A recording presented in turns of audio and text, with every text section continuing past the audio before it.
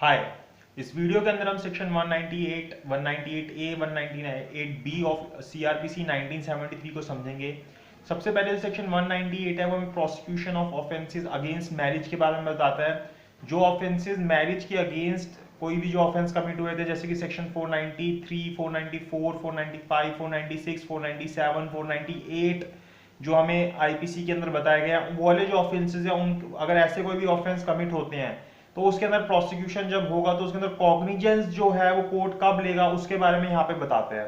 तो हम सेक्शन 198 को रीड करते हैं और समझते हैं कि इस सेक्शन के अंदर क्या बताया गया है। तो आप अपने बेरक को खोल लीजिए, हम इसमें से रीड करते हैं और साथ में मीनिंग देखते हैं कि क्या मीनिंग निकलता है सेक्शन का। तो सबसे पहले सेक्शन 198 कहता है कि no court shall takes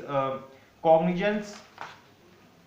of an offence punishable under chapter 20 की कोई भी कोर्ट जो है वो कॉग्निजेंस नहीं लेगा उस ऑफेंस का जो कि चैप्टर 20 के अंदर पनिशेबल है आईपीसी के। सेक्शन 20 के अंदर वही वाले सेक्शंस आते हैं, section 493,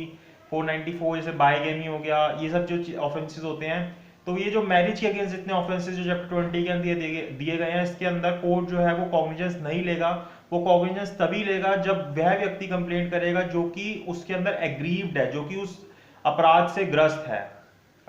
accept upon a complaint made by some person aggrieved by the offence, कि कोई वो व्यक्ति कंप्लेंट करे जो कि उस अपराध से एग्रीव्ड है, ग्रस्त है। लेकिन इसकी कुछ एक्सेप्शन दे रखी है। सबसे पहले बताते हैं कि अगर वो व्यक्ति 18 साल से कम का है, या ल्यूनेटिक है, या फिर वो इडियट है, या फिर और इस सिकनेस और इन्फॉर्मिटी की वो बीमार है या फिर कमजोर है कि वो खुद आके अपनी कंप्लेंट कर सके, या फिर वो कोई ऐसी वुमेन है जो कि कस्टम्स के हिसाब से पब्लिक के सामने नहीं आती, या फिर कोई भी व्यक्ति जिसके लिए कोर्ट अलाउ करता है कि उसके बिहाफ पे कोई और व्यक्ति आके कंप्लेंट कर दे, तो वहां पे फिर कोई और व्यक्ति कंप्लेंट कर सकता है। मतलब ये एक्सेप्शन होगी एक तरीके से इस चीज की कि जो व्यक्ति खुद ग्रस्त है उस चीज से, उसके अलावा कोई और पर्सन आके भी कंप्लेंट कर सकता है ऐसे ऑफेंसेस के अंदर जो मैरिज से रिलेटेड होते हैं। नहीं तो अदरवाइज उसी व्यक्ति को कंप्लेंट करनी होती है जो उस ऑफेंस से ग्रस्त होता है, जब वो ऑफेंस मैरिज से रिलेटेड होते हैं। ऐसी दूसरी बात बताई गई है कि अगर वह व्यक्ति आर्म्ड फोर्सेस के अंदर है और वहां पे उसको छुट्टी नहीं मिल पा रही और उसका बिहाफ पे वो किसी पर्सन को अपॉइंट करता है, तो वो व्यक्ति भी कोर्ट के अंदर आगे कंप्लेंट फाइल कर सकता है। और वो पर्सन कौन होना चाहिए? हस्बैंड होना चाहिए। मतलब हस्बैंड अगर आर्म फोर्सेस के अंदर काम करता है और उसको वहां से छुट्टी नहीं मिल पा रही, तो वो अपने बिहाफ पे किसी पर्सन को अपॉइंट कर देगा जो कि कोर्ट में जाके कंप्लेंट करेगा। फिर अगर कोई ऑफेंस जो है where the person aggrieved by the offence punishable under section 494 और section 495 of the Indian penal code is wife, किस अगर वो 494 या 495 का ऑफेंस है और वहां पे जो कंप्लेनेंट है वो कौन है, या एग्रीव्ड पर्सन है वो कौन है, वो वाइफ है। Complainant may be made on her behalf, तो कंप्लेंट किसके द्वारा की जा सकती है उसके बिहाफ पे? उसके फादर के द्वारा, मदर के द्वारा, ब्रदर के द्वारा, मतलब उसके किसी भी ब्लड रिलेशन के अंदर कोई भी कर सकता है, या फिर जिसको उसने अडॉप्ट कर रखा है, या मैरिज के बाद अगर जिससे कोई रिलेशन बने हुए हैं, तो वो व्यक्ति उस वुमेन के बिहाफ पे कंप्लेंट कर सकती है। तो ये तीन इसके अंदर एक्सेप्शंस बता रखी हैं। provided that in the absence of husband some person who had care of the woman, who had taken care uh, of the woman on behalf of at the time and such offense was committed may with the leave of the court make a complaint on this behalf, कि अगर husband नहीं था और उसके अलावा किसी और व्यक्ति ने उस वुमेन की टेक केयर की और उस वक्त अगर इनमें से कोई ऑफेंस कमिट होता है, तो फिर वो व्यक्ति भी हस्बैंड के बिहाफ पे वो कंप्लेंट कर सकता है। फिर इसका सबसेक्शन 3 बोलता है, अच्छा सबसेक्शन 2 हमने छोड़ दिया। For the purpose of subsection 1, no person other than the husband of the woman shall be deemed to be aggrieved by an offence punishable under section 497 और section 498 of the set code, कि अगर 497 या 498 का कोई offence commit होता है तो वहां पे एग्रीव्ड पर्सन हमेशा कौन होगा? हस्बैंड होगा। मतलब हस्बैंड होगा तभी वो कंप्लेंट ली जाएगी, अदरवाइज वो कंप्लेंट नहीं ली जाएगी। 497 तो वैसे भी जो है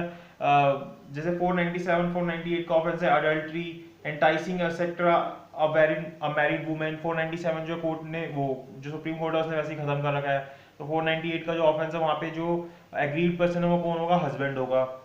फिर सबसेक्शन 3 क्या बोलता है कि when in case of falling under clause A of the provision of subsection 1, की भाई जहां पे एक्सेप्शन वाले केस बता रहे हैं जहां पे अगर वो व्यक्ति 18 से कम का था, या फिर ल्यूनेटिक था, इडियट था, या फिर वो सिकनेस के कारण नहीं आ पाया, इन्फर्मिटी के कारण नहीं आ पाया, और वहां पे जब कोर्ट को पता चलता है कि उस पर्सन का कोई गार्डियन है और जो कंप्लेंट करने आया वो व्यक्ति गार्डियन नहीं है, तो कोर्ट की ड्यूटी बन जाती है कि वो पहले उस गार्डियन को नोटिस करे, उस व्यक्ति को सुने, और जब कोर्ट को ठीक लगेगा उसके बाद फिर वो उस कंप्लेंट को अलाउड करेगी। तो सबसेक्शन 3 के अंदर ये दिया हुआ है। कोर्ट अपने आप को मतलब एक तरीके से सेटिस्फाई करती है कि क्या वो गार्डियन को ये बात पता है या नहीं पता है, उसके बाद फिर वो चीज अलाउड होती है। फिर सबसेक्शन 4 के अंदर बोलता है authorise effort in clause B. अब जो क्लॉज बी वाली बात है सबसेक्शन 1 के, जहाँ पे कि आर्मी ऑफिसर होता है या आर्मी का मेंबर होता है जो हस्बैंड होता है, जो वो अपने बिहाफ पे किसी और पर्सन को अपॉइंट करता है जो कंप्लेंट होता है, तो उसको कुछ डॉक्यूमेंट्स पूरे करने होते हैं कि जब वो अथोराइजेशन देगा वो राइटिंग के अंदर देगा, वो राइटिंग के अंदर होनी चाहिए। दूसरी बात, shall be sign by the husband or otherwise attested by the husband, की वो जो अथोराइजेशन दे रहा है वो उसके द्वारा साइन होनी चाहिए या फिर अटेस्टेड होनी चाहिए। Shall contain a statement that he has been informed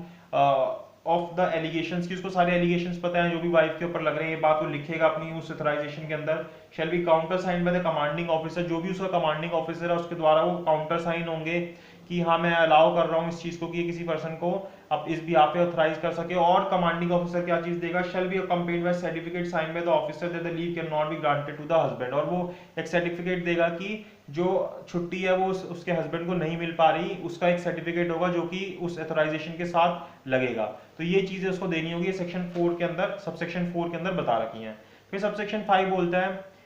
and any document purporting to be such an authorization and complying with the provision of subsection 4 and any document purporting to be certificate required by the subsection unless the contrary is proved is presumed to be the genuine and shall be received in evidence, की कोई भी जो document जो कि subsection 4 के हिसाब से लगाया जाएगा उसको ओरिजिनल माना जाएगा। मतलब एक तरीके से अगर वाइफ ये बोलना चाहती है कि ये डॉक्यूमेंट गलत है तो ये बर्डन ऑफ प्रूफ वाइफ के ऊपर आ जाएगा कि उसको ये प्रूफ करना पड़ेगा कि ये जो डॉक्यूमेंट इसने लगाया है गलत है। अदरवाइज एक तरीके की प्रिजम्पशन है जहाँ पे कोर्ट ये प्रिज्यूम करेगा कि अगर इस तरीके का सबसेक्शन 4 के अंदर कोई भी डॉक्यूमेंट लगाया जाता है तो वो डॉक्यूमेंट ओरिजिनल डॉक्यूमेंट लगाया गया है। फिर सबसेक्शन 6 के अंदर आता है कि no court shall take cognizance of an order under section 376 of IPC where such offense consists of sexual intercourse by a man with his own wife, जहाँ पे अपनी वाइफ के साथ खुद ही अगर सेक्सुअल इंटरकोर्स होता है तो उसके अंदर जो सेक्शन 376 का है वो कोर्ट कॉग्निजेंस नहीं लेगी अगर the wife being under the 18 years of age, की अगर वो वाइफ जो है 18 ईयर से कम की है और उस ऑफेंस को कमिट हुए हुए 1 साल से ज्यादा हो गया है। If more than 1 year has elapsed from the date of commission of the offence, तो उसके केस के अंदर कोर्ट जो है कॉग्निजेंस नहीं लेगी। और सबसेक्शन 7 बोल देता है कि the provision of this section apply to the abetment of or attempt to commit an offense as they apply to the offense, अगर इस तरीके कोई अटेम्प्ट करने की कोशिश की होती है, अबेटमेंट होती है, तो उसके ऊपर भी ये सेक्शन उसी तरीके से पूरा एप्लीकेबल होता है जैसे जब वो ऑफेंस कमिट किया होता है उसके अंदर एप्लीकेबल होता है सेक्शन 198। उसी तरीके से अगर किसी ने अबेटमेंट की होती है या फिर अटेम्प्ट किया होता है तो उसकी उसी तरीके से पूरे सेक्शन 198 भी एप्लीकेबल होता है। फिर सेक्शन 198 के अंदर अगर हम आए तो सेक्शन 198 ए जो है वो हमें किस बारे में बताता है, prosecution of offence under section 498 of IPC. 498 जो ए जो है वो किस बारे में बताता है, क्रूएल्टी के अगेंस्ट बताता है कि अगर कोई क्रूएल्टी होती है मैरिज के अंदर, अगर ऐसा कोई ऑफेंस होता है तो उस केस में क्या होता है कि no court shall take cognizance of an offence punishable under section 498 of the IPC except upon the police report of facts, की वो पुलिस रिपोर्ट के फैक्ट्स के बेसिस पे ही कॉग्निजेंस लेगा court which constitute such offense, और upon a complaint, या फिर कंप्लेंट किसके द्वारा की जा रही हो, made by person aggrieved by the offence, जो कि उस ऑफेंस से एग्रीव्ड है, और by the father mother brother sister, और बाय हर फादर्स और मदर्स ब्रदर और सिस्टर, और with the leave of the court by any other person related to her blood marriage और एडॉप्शन, की इनमें से अगर कोई व्यक्ति उसकी कंप्लेंट करता है तो तब कोर्ट कॉग्निजेंस लेगा या फिर पुलिस रिपोर्ट के ऊपर उसकी कॉग्निजेंस लेगा। और सेक्शन 198 बी बताता है कॉग्निजेंस ऑफ ऑफेंस के बारे में, जहां पे सेक्शन 376 बी का अगर कोई ऑफेंस कमिट हो रहा होता है जिसके अंदर जुडिशियल सेपरेशन के बारे में बताता है तो उस केस के अंदर कब कोर्ट कॉग्निजेंस लेगा कि no court shall take cognizance of an offence punishable under section 376b of the IPC where the person is are in marital relationship, कि अगर वह व्यक्ति marital relationship के अंदर थे लेकिन except upon a prima facie satisfaction, लेकिन अगर कोर्ट प्राइमा फेसी इस बात से सेटिस्फाई हो जाता है और the fact which constitute the offence upon a complainant having been filed or made by the wife against the husband, कि अगर वो वाइफ हस्बैंड के अगेंस्ट कंप्लेंट करती है और जो कोर्ट है वो प्राइमा फेसी इस बात से सेटिस्फाई हो जाता है तो फिर कोर्ट उसके अंदर कॉग्निजेंस लेती है, अदरवाइज सेक्शन 376 का कॉग्निजेंस कोर्ट नहीं लेती। तो ये हमने सेक्शन 198, 198 बी, 198 ए को हमने इस वीडियो के अंदर समझा। नेक्स्ट वीडियो के अंदर हम सेक्शन 199 को डिटेल के अंदर समझेंगे।